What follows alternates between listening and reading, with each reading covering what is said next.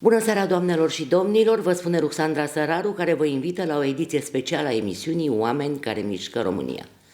În această seară, invitata mea specială este doamna ambasador a Franței la București, doamna Laurence Auer. Chers auditeurs, ce soir, nous avons le plaisir d'avoir comme invitée Madame Laurence Auer, l'ambassadrice de France en Roumanie. Bonsoir, Madame l'ambassadrice. Bonsoir. Bonsoir. Je suis très honorée que votre résidence devienne, le temps d'une soirée, le studio Radio România Actualități, et surtout que vous soyez l'invité spécial de l'émission Les gens qui font bouger la Roumanie.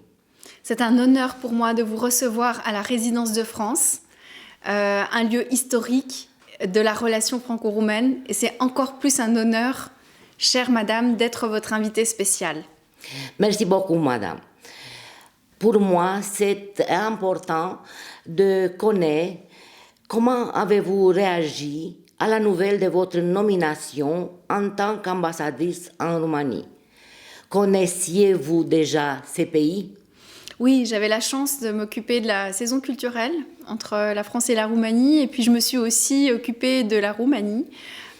Au moment de l'arrivée du président de la République, Macron, en 2017, j'étais à l'époque en charge de l'Europe. Et je suis considérée au ministère comme une spécialiste de l'Europe orientale. Ainsi, pour moi, il y avait quelque chose d'extrêmement naturel de venir et puis de revenir en Roumanie. C'est un grand bonheur. C'est un grand bonheur pour nous aussi. Merci beaucoup. Vous avez commencé votre mandat pendant la pandémie de Covid.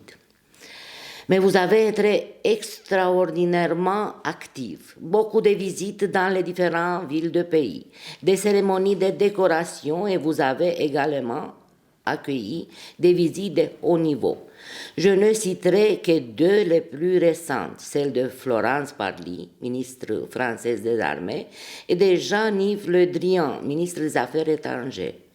Comment avez-vous réussi à adapter les exigences de mandat dans ces contextes sanitaires difficiles et maintenant, dans le contexte du conflit en Ukraine? Alors, à chaque moment, chaque fois que j'ai pu, j'ai saisi des opportunités. D'abord, il est clair qu'on attend beaucoup de la France. Il y a une forte attente dans quelle que soit la région dans laquelle je me suis déplacée. Il y a une entreprise française, il y a une municipalité ou des étudiants français. Je pense aujourd'hui à tous nos jeunes étudiants qui sont à Iași, qui étudient la médecine, plus de 1000, ou bien à Cluj, 1500. Il y a aussi des universités partenaires pratiquement depuis un siècle et une francophonie qui est si forte. Donc dans le fond, je me suis fait un devoir de répondre tout simplement aux invitations que je recevais. Et c'était, je crois, une bonne idée. Je suis par exemple allée visiter Suceava très vite. Quand je n'ai pas pu avoir de contact officiel, je me suis déplacée pour rencontrer localement les collègues qui s'intéressaient à la France. Aujourd'hui, pour moi, c'est une grande chance. Je suis allée beaucoup avec la voiture de l'ambassade, avec l'avion dans toutes les villes et dans tous les villages, à la rencontre des Roumains. Pour moi, c'est la manière dont je conçois mon pays de mission. Je veux le toucher du doigt, le connaître, pas seulement avoir des idées reçues. Aucune ville galate a été française. C'était par exemple le siège de la commission internationale du Danube. Craiova est un lieu extraordinaire en matière d'architecture française, etc. Donc je ne voulais pas me limiter simplement à Bucarest, à un rôle classique de diplomate. Je voulais toucher cette réalité qui est si forte entre la France et la Roumanie et rencontrer les gens. Le Covid m'a évidemment beaucoup gênée parce que j'ai moins rencontré mes collègues à Bucarest. Mais j'ai pu faire des choses extraordinaires. Je suis allée dans le village de Brâncuș, natal. J'ai visité toutes les églises de Bukovine. J'ai fait toutes les montagnes à pied ou à ski depuis 1 an et demi. Vous avez une mémoire spéciale, une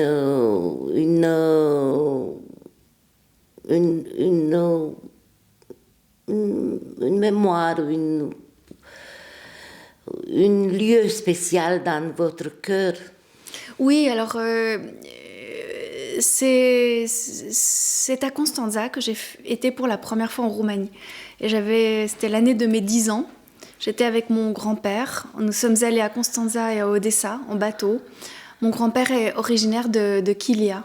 Et pour moi, retourner à Constanța, la première fois que je suis allée à Constanța, j'essayais de retrouver les souvenirs de petite fille à Constanța, à 10 ans. Et c'était très spécial parce que, vous savez, c'était la Roumanie communiste, c'était la Roumanie de Ceausescu. Et je me souvenais très bien de notre guide, de notre interprète, qui parlait un français extraordinaire, merveilleux, à qui, à l'époque, ma grand-mère avait laissé un livre. Elle lui avait parlé de France, lui avait parlé de... Et je voulais retrouver ces souvenirs. Et maintenant, dans le contexte du conflit en Ukraine, quels sont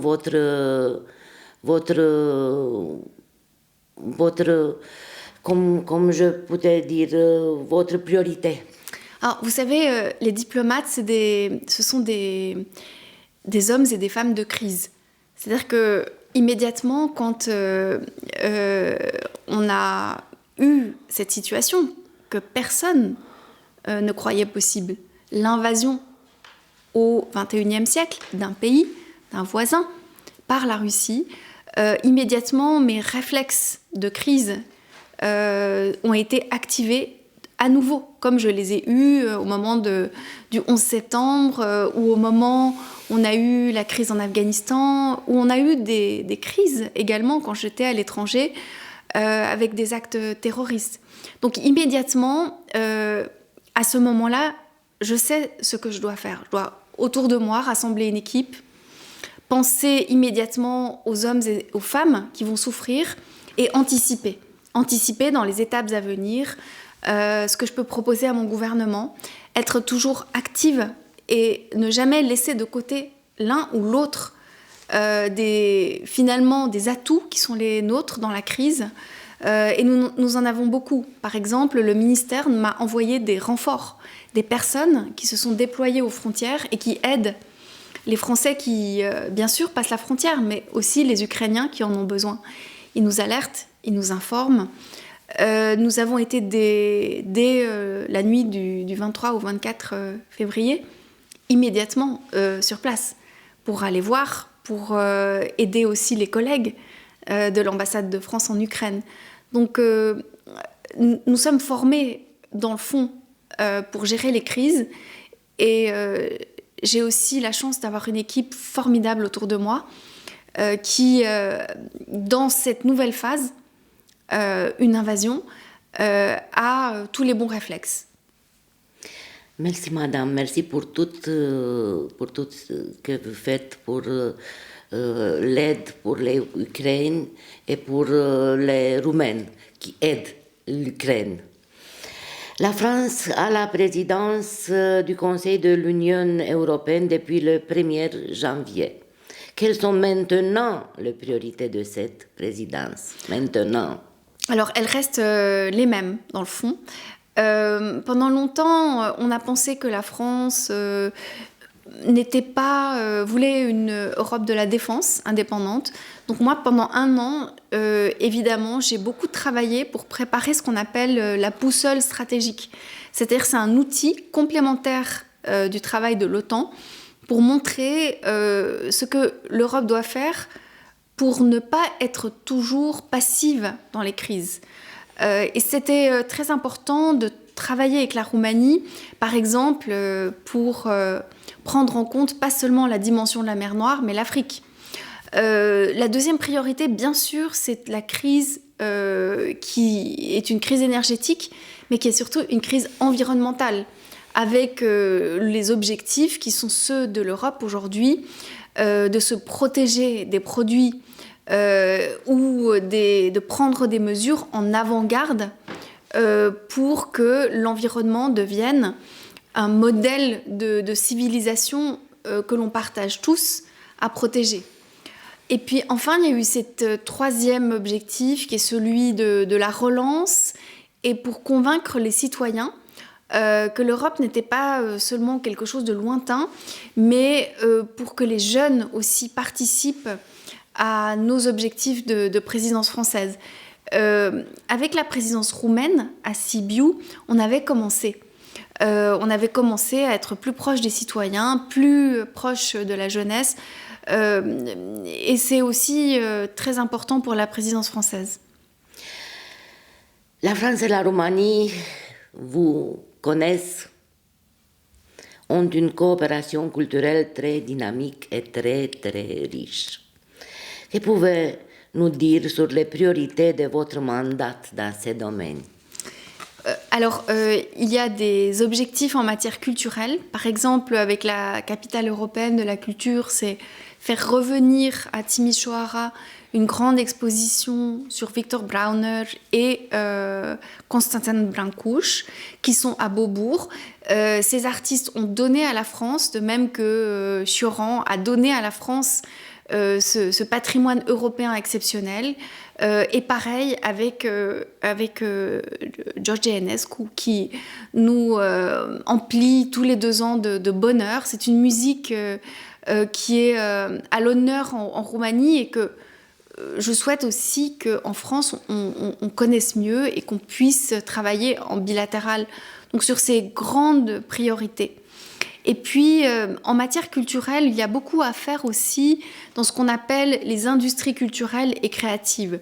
Aujourd'hui, il y a énormément de start-up en Roumanie qui travaillent dans ce secteur. Les jeux vidéo, mais aussi la réalité augmentée, le cinéma. Bon, ça, pour nous, c'est une évidence parce qu'on a l'impression qu'il va y avoir beaucoup de, je crois, de croissance économique qui seront liées à cette économie de la culture. Et enfin, ma dernière priorité, ce sont les universités européennes. On a ici, historiquement, des universités très fortes qui accueillent énormément d'étudiants européens et qui sont en train de constituer les cadres des premières grandes universités européennes. Je pense évidemment à l'université Politehnica, mais aussi à Timișoara West, mais aussi à des plus petites universités. On a un pôle, par exemple, avec Pitești sur la mécanique. Et évidemment la médecine. Quelles seront les priorités en matière de coopération économique? Alors la coopération économique, c'est un grand sujet historiquement de partenariat public-privé, puisque déjà le général de Gaulle arrivait avec Renault Dacia. Aujourd'hui, c'est notre phare en Roumanie, au moment où on travaille sur justement les voitures électriques, les batteries. C'est un champ, presque un écosystème franco-roumain extrêmement performant pour toute l'Europe. Quand j'ai visité il y a 2 semaines l'usine Michelin à Zalău, ils font des produits qui sont techniquement les produits du futur pour les voitures.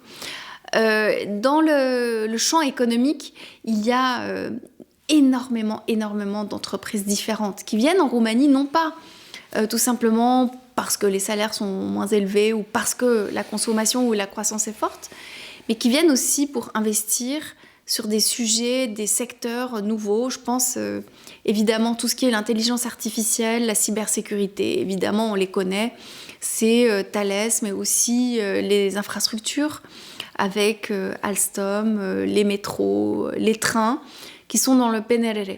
Donc c'est à la fois un champ d'opportunités franco-roumain, un champ historique et un champ de renouveau.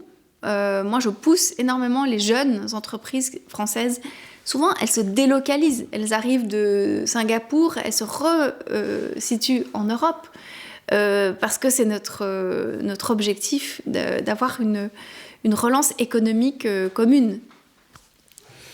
Madame l'ambassadrice, merci beaucoup d'avoir participé à cette édition de l'émission Les gens qu'il faut bouger la Roumanie. Mais avant la fin, je vous demanderai de passer un message pour nos auditeurs, mais aussi pour les citoyens français qui investissent ou veulent investir en Roumanie.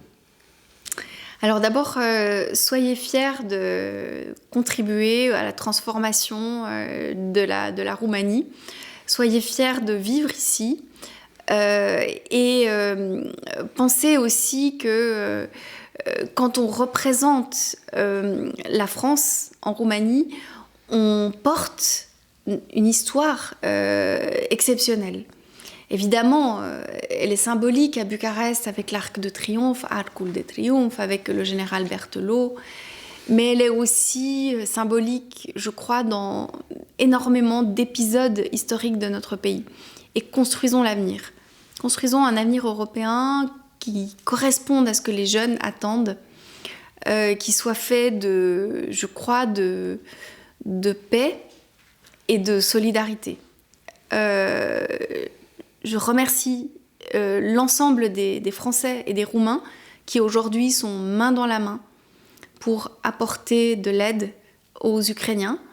Nous sommes fiers de vous et nous sommes fiers de ce qui pourra être fait aussi à partir de la Roumanie dans cette période qui est si dramatique pour le continent européen. Donc message de paix et regard vers l'avenir. Dans le final de cette émission, ne pas oublier que ce soir, c'est le 8 mars et je vous invite de faire un message pour les femmes, pour toutes les femmes et aussi pour les femmes et les filles d'Ukraine.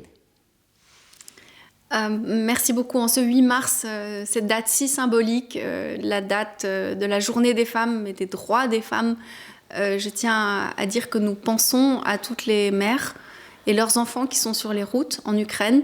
Je pense à toutes les familles roumaines et toutes ces femmes si courageuses qui aujourd'hui s'organisent dans les ONG, au sein de l'État roumain, au sein de l'armée roumaine, qui ont décidé d'apporter secours, aide, solidarité à l'Ukraine. Et enfin, laissez-moi dire mon admiration aux femmes soldats qui sont aujourd'hui dans l'armée ukrainienne, qui sont aussi aujourd'hui dans l'armée française, dans le bataillon français qui est venu s'installer en Roumanie. Il y a de nombreuses femmes qui vont assurer notre sécurité. Et je leur rends hommage aujourd'hui.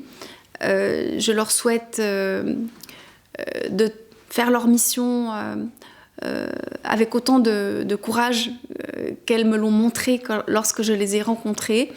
Nous, les femmes, nous sommes fortes, nous sommes des égales, nous sommes en Europe porteuses des valeurs de paix et d'égalité et nous saurons triompher de cette période. Et nous portons de l'espérance. Exactement. Doamnelor și domnilor, aici se încheie ediția din această seară a emisiunii Oameni care mișcă România. A fost doamna ambasador a Franței la București, doamna Laurence Auer, un om care crede că România poate și trebuie să meargă mai departe.